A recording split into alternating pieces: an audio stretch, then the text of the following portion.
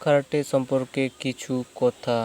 Karate খেলাটি নতুন নয়, বহুদিন পূর্বে এই খেলাটি ভারতে আবিষ্কার হয়। ভারত থেকে খেলাটি প্রথমে চীনে যায়, সেখান থেকে জাপানে। এখন জাপানে এটি রাষ্ট্রীয় খেলা হয়ে উঠেছে। বুদ্ধ ভিক্ষুকদের দ্বারাই খেলাটি চীনে যায়, সেখান থেকে জাপানে। তারাই এই খেলাটির আবিষ্কারক। বুদ্ধরা ধর্ম প্রচারের জন্য যেতেন চীন ও জাপানে। সেই সময় পথ ছিল খুবই দুর্গম, সমুদ্র পথে যাবার ব্যবস্থা ছিল বটে, কিন্তু বুদ্ধ ভিক্ষুকগণ হাঁটা পথে যেতেন। তখন পথে খুবই দুর্ভয় ছিল। বুদ্ধ ভিক্ষুকদের ধর্মে ছিল অহিংসা, সেই জন্য তাদের সঙ্গে কোনো অস্ত্র থাকতো না। খালি হাতে তাদের ওই দুর্গম পথ পাড়ি দিতে হতো। তখন তারাই আত্মরক্ষা কৌশল আবিষ্কার করতে লাগলেন। অবশেষে তারা খালি হাতে আত্মরক্ষা কৌশল আবিষ্কার করলেন। এরই নাম হলো কারাটে। জাপানিদের ভাষাতে কারাটে শব্দের অর্থ হলো খালি হাত। এই খালি হাতে লড়াইকেই কারাটে বলে। কারাটে বেশ বিপজ্জনক খেলা। জুডোর পাশে শত্রুকে কাবু করা যায়, কিন্তু মারাত্মক হয়ে ওঠে না। কিন্তু কারাটের মারপ্যাঁচ শত্রু যে শুধু কাবু হয় তা নয়, তার প্রাণ সংকট হয়ে দাঁড়ায়। কারণ কারাটেতে শত্রুর দেহের কোমল স্থানগুলিতে হাত, পা, হাতের আঙ্গুল প্রভৃতির দ্বারা জোরালো আঘাত করা হয়। সেই আঘাতে শত্রুর মৃত্যু পর্যন্ত ঘটতে পারে। এই খেলাটি বিপজ্জনক বলে প্রতিযোগিতায় খোলাখুলিভাবে দেখানো হয় না। কারাটে শিক্ষার সময় জুডোর মতো ব্যায়াম অভ্যাস করতে হয়। জুডোর পাঁচও প্রয়োগ করা হয়, কিন্তু আঘাত করা হয় না। সেটা শিক্ষার্থীদেরকে বলে দেওয়া হয়। কারাটে শিক্ষার্থীদের হাত পা আগে থেকেই শক্ত করে নেওয়া হয়। কারাটে পুরুষ ও নারী উভয়ের পক্ষেই উপযোগী। এর দ্বারা একদিকে যেমন আত্মরক্ষা করা যায়, অপরদিকে এর অভ্যাসের দ্বারা শারীরিক গঠনও সুন্দর হয়। এটি শিক্ষা করতে হলে প্রথমে কতগুলি সাধারণ ব্যায়াম অভ্যাস করতে হয়। তার সঙ্গে সঙ্গে হাত পা শক্ত করতে হয়। খাদ্য বিচার করে খেতে হয়। জুডোর পাঁচগুলি আয়ত্ত করে নিতে হবে। তারপর জানতে হবে মানবদেহের কোমল স্থানগুলি। এখানে একটা কথা মনে রাখতে হবে, জুডো খেলার মতো এতে বেশি পরিশ্রম করতে হয় না, তবে সুস্থ এবং নিরোগ দেহের প্রয়োজন। বয়স্করাও এটি শিক্ষা করতে পারেন। প্রতিদিন 1 ঘন্টা অভ্যাস করলেই এই খেলাটি আয়ত্ত করা যায়। হৃদপিণ্ডের দুর্বলতা, প্লীহা বা যকৃতের দোষ, কোনো যৌন রোগ, পাচক্রিয়া কোনো রোগ থাকলে কারাটে শিক্ষা করা চলে না।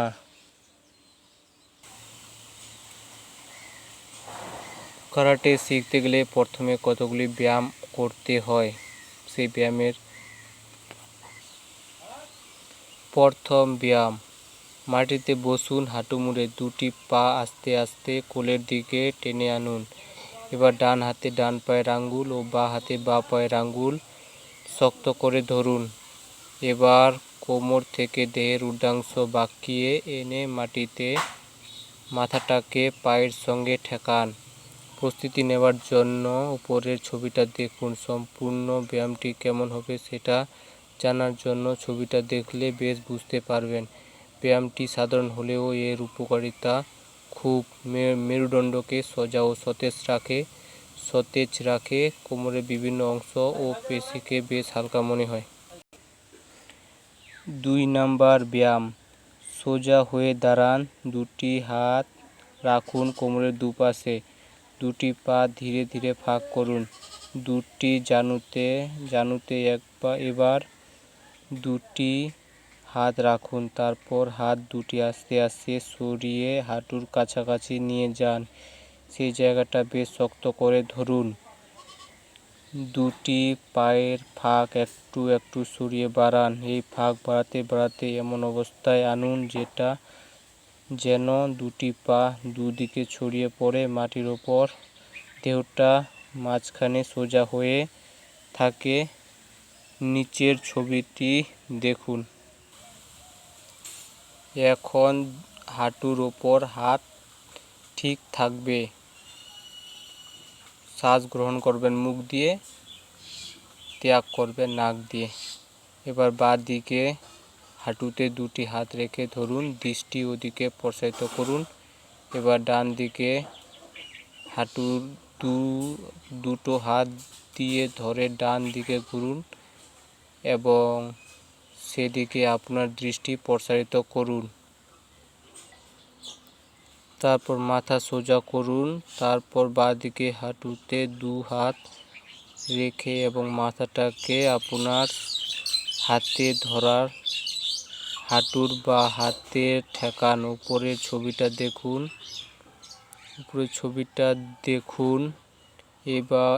এইভাবে একবার বাম দিকে আর একবার ডান দিকে অভ্যাস করুন। মাটি থেকে যেন পা উঠে না যায় সেদিকে লক্ষ্য রাখবেন। প্রথম দিকে অসুবিধা হলেও কয়েকদিন অভ্যাস করলে সহজ হয়ে যাবে। এই ব্যায়ামের দ্বারা আপনি উপকারিতা পাবেন। এতে সারা দেহ ঝরঝরে ও হালকা মনে হয়, পেটের দূষিত গ্যাস বেরিয়ে যায়, মনে আনন্দ ও উৎসাহ বাড়ে, ক্ষুধা বৃদ্ধি হয়, কর্মকুশলতার সঙ্গে সঙ্গে ক্ষিপ্রতা বাড়ে। তৃতীয় ব্যায়াম, সোজা হয়ে দাঁড়ান। হাত দুটো মুঠো করে কোমরের দুপাশে রাখুন। এবার ধীরে ধীরে হাঁটু মুড়ে ঠিক চেয়ারের বসার মতো রাখুন দেহটাকে। এই জন্য নিচের ছবিটা দেখুন। দেহভঙ্গি ঠিক করুন। যতক্ষণ সম্ভব হবে ততক্ষণ এই অবস্থায় থেকে আবার স্বাভাবিক অবস্থায় আসুন। শ্বাস প্রশ্বাস স্বাভাবিক রাখুন। প্রথম দিকে এটি অভ্যাস করতে অসুবিধা হতে পারে, কিন্তু কয়েকদিন অভ্যাস করলে সহজ হয়ে যাবে আপনার কাছে। এই ব্যায়ামের অভ্যাসে পায়ের অংশগুলি বেশ মজবুত হবে, দেহ যথেষ্ট হালকা মনে হবে। চতুর্থ ব্যায়াম, প্রথমে সোজা হয়ে দাঁড়ান। দুটি পায়ের গোড়ালি এক করে ও পাতা দুটি কিছুটা ফাঁক করে ইংরেজি ভি এর মতো করুন। দুটি হাত দুটি হাঁটুতে রেখে দিন। তারপর দেহের উপরের অংশ বাঁকিয়ে ঝুঁকিয়ে আনুন সামনের দিকে। মাথাটাকে সামনের দিকে হাঁটুর সমান্তরালে আনতে হবে।